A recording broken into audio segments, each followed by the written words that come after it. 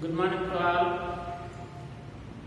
మనకు డిగ్రీ ప్రథమ సంవత్సర విద్యార్థులందరికీ కూడా మనకు జువాలజీలో మొదటి క్లాసు కాబట్టి మనకు ఆల్రెడీ ఇంటర్మీడియట్లో చూసినట్టుగా జీవుల యొక్క వర్గీకరణకు సంబంధించినటువంటి అంశాల్లో మనకు మొట్టమొదటిగా ప్రోటోజోవా వర్గాన్ని ఇచ్చారు. ఈ ప్రోటోజోవా లోపల ఉన్నటువంటి ఎల్పీడియం పుష్పం అనేటువంటి జీవికి సంబంధించినటువంటి అంశాలు నేర్చుకుంటున్నాం. కాబట్టి ఎల్పీడియం పుష్పం అనేటువంటి జీవిలో మొట్టమొదటిగా మనకు ప్రోటోజోవా వర్గాల లోపల ఈ జీవి అనేటువంటిది వర్గం ప్రోటోజోవా. సార్కోమాస్టిగోఫోరా అనేటువంటి ఉపవర్గానికి సంబంధించినటువంటి జీవి. అంటే ఒక జీవిని మనం పూర్తిగా చూసినప్పుడు దాని యొక్క వర్గీకరణ అనేటువంటిది ఉండాలి. కాబట్టి ఎల్పీడియం పుష్పం అనేటువంటి జీవి యొక్క వర్గీకరణ చూసినట్లయితే మనకు ప్రోటోజోవా వర్గానికి సంబంధించినటువంటి జీవి.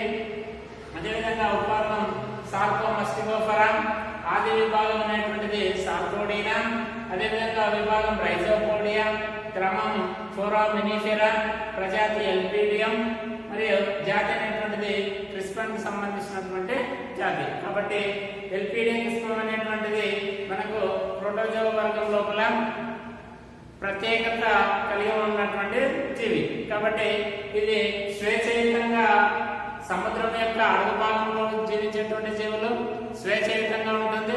ముఖ్యంగా ప్రోటోజోవా జీవుల్లో దీనికి అధిక ప్రాధాన్యత లేదా ప్రత్యేకత ఏమిటంటే జీవి అనేటువంటిది కర్పరాన్ని కలిగి ఉండడం.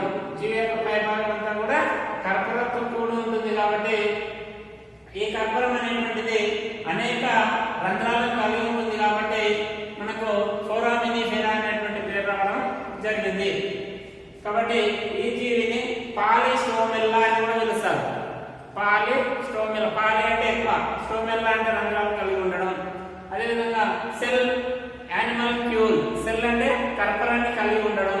కాబట్టి మనకి ఎల్పీడియం అనేటువంటి జీవిని మనము ఇన్ని రకాలుగా పిలుచుకోవడం అనేటువంటిది జరుగుతుంది.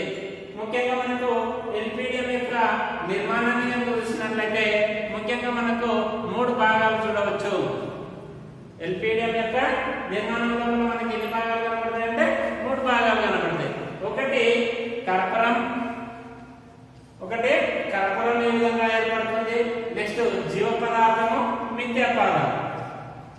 కర్పరము, జీవ పదార్థము, మిథ్యా పదార్థాలు అనేటువంటి అంశాలను మనకు ఎల్పీడియం యొక్క నిర్మాణాన్ని చూస్తున్నాం.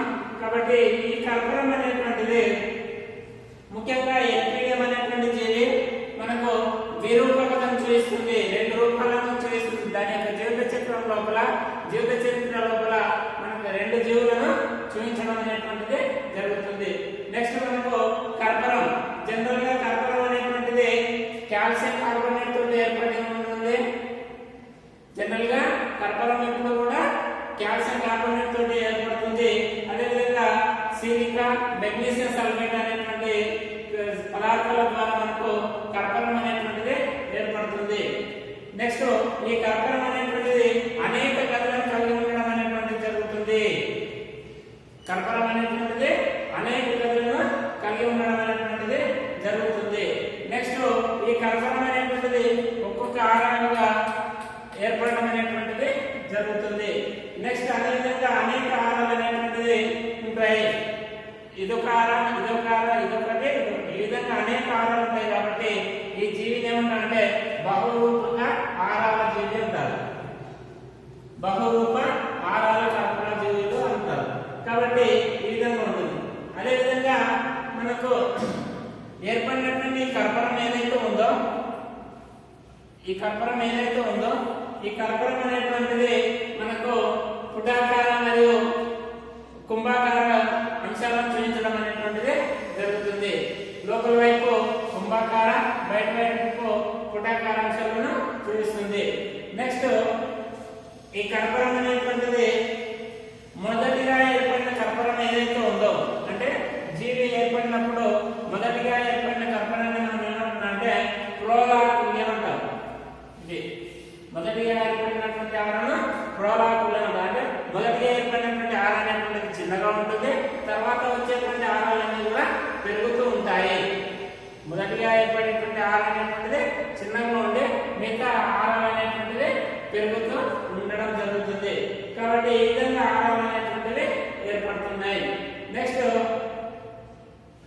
నెక్స్ట్ ఇక్కడ ఉన్నటువంటి ఆరా ఏర్పడేటప్పుడు లోపల వైపున ఉన్నటువంటి ఆరా ఏదైతే ఉందో ఇది కొంత కీలకాలుగా లేదా ఉబ్బెత్తులుగా ఉండడం అనేటువంటిది జరుగుతుంది. ఈ ఉబ్బెత్తు నిర్మాణాన్ని మనం ఏమంటారంటే రెట్రల్ కీలకాలు అంటారు. ఈ ఉబ్బెత్తు నిర్మాణాలను మనం ఏమంటున్నాం అంటే రెట్రల్ కీలకాలు అంటాం. కాబట్టి ఈ విధంగా మనకు ఆరాలు అనేటువంటివి ఏర్పడడం జరుగుతుంది. నెక్స్ట్ జీవ పదార్థం. దాంతో పాటు ఇక్కడ ఉన్నటువంటి ఉబ్బెత్తు అంటే ఒకే దగ్గర ఉన్నటువంటి దాన్ని ఏమంటున్నాం అంటే అంబో అంటున్నాం. కర్పరాలంతా కూడా ఒక దగ్గర కలిసిపోయినట్టుగా ఉండి చిన్న చిన్న కర్పరాల గుంపు అనేటువంటిది ఏర్పడుతుంది. ఈ చిన్న కర్పరాల గుంపును అంబో అంటున్నాం. అదేవిధంగా కర్పరం యొక్క పాయ స్థలాలు అనేటువంటివి వెడల్పుగా ఉండడం అనేటువంటిది జరుగుతుంది. దీన్ని మనం ఏమంటామంటే ద్రోములు అంటున్నాం. కర్పరేమి అంతా కూడా ఒకే దగ్గర అనుకున్నట్టుగా చిన్న చిన్న కర్పరాలు ఉంటే దాన్ని ఏమంటున్నాం అంబో అంటున్నాం. కర్పరం యొక్క వెడల్పు అనేటువంటిది పెరుగుతుంది. ఈ వెడల్పు భాగాన్ని మనం ద్రోణి అని పిలుస్తున్నాం. అదేవిధంగా నెక్స్ట్ వన్ మనకు జీవ పదార్థం. ఈ కర్పరం లోపల ఎల్పిడియం జీవుల లోపల మనకు జీవ పదార్థం అనేటువంటిది రెండు రకాలుగా ఉంటుంది. ఒకటి అంతర్జీవ ద్రవం అనే, నెక్స్ట్ బాహ్య జీవ పదార్థం అని.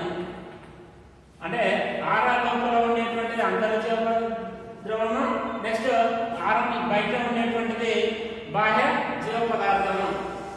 నెక్స్ట్ మనకు అంతర్జీవ పదార్థం లోపల మనకు కేంద్రకం ఉంటున్నాయి. అదేవిధంగా ఆహార వ్యక్తికలు ఉంటాయి. సంకోచ వ్యక్తికలు మాత్రమే ఉండవు. మిగతా అన్ని కణంలో ఉండేటువంటి జీవుల కేంద్రకంతో పాటు ఆహార ప్రేణువులు, వ్యక్తికలు, వాయు సంక్లిష్టం లాంటి పదార్థాలు అన్ని కూడా ఉంటాయి. ఓన్లీ ఏములో సంకోచ వ్యక్తికలు మాత్రమే ఉండవు అన్నమాట. ఓకేనా? కాబట్టి ఇది జీవ పదార్థాలకు సంబంధించినటువంటి అంశాలు.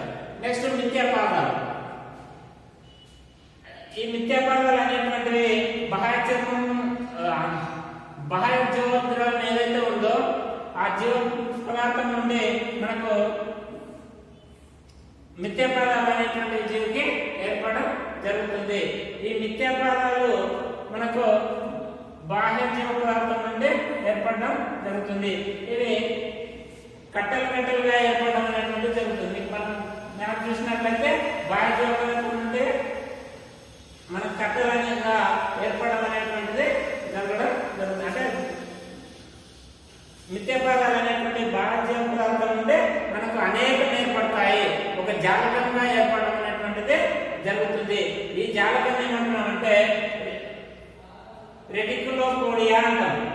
ఇవి ఈ విధంగా అనేక జాలకంగా ఏర్పడతాయి కాబట్టి వీటిని మనం ఏమంటున్నామంటే ఈ మిథ్యాపాదాలను ఏమంటున్నామంటే రెటికులోపోడియా లేదా మిక్సోఫోడియా అంటాం. రెటికులోఫోడియా లేదా మిక్సోఫోడియా అనేటువంటి పేర్లతో మనం ఈ మిథ్యాపాదాలను పిలవడం జరుగుతుంది. నెక్స్ట్ ఈ మిథ్యాపాదాలు ఏం పనిచేస్తాయంటే జీవి యొక్క చలనానికి మరియు పోషక ఆహార పదార్థాల సేకరణకు మనకు ఈ మిథ్యాపాదాలు అనేటువంటివి పనికి రావడం జరుగుతుంది. కాబట్టి మనకు ప్రోటోజోవా వర్గం లోపల ఎల్పిడియం అనేటువంటి జీవి చాలా ప్రాధాన్యత సంతరించుకున్నది. ఎందుకు అంటే కర్పరంతో ఏర్పడినటువంటి జీవులు కాబట్టి. ఓకే, కాబట్టి మనకు ఎల్పిడియం యొక్క నిర్మాణం లోపల ముఖ్యంగా మనకు 3 భాగాలు ఏర్పడతాయి. ఒకటి కర్పరం, నెక్స్ట్ వన్ జీవ పదార్థం, నెక్స్ట్ వన్ మిథ్యాపాదాలు.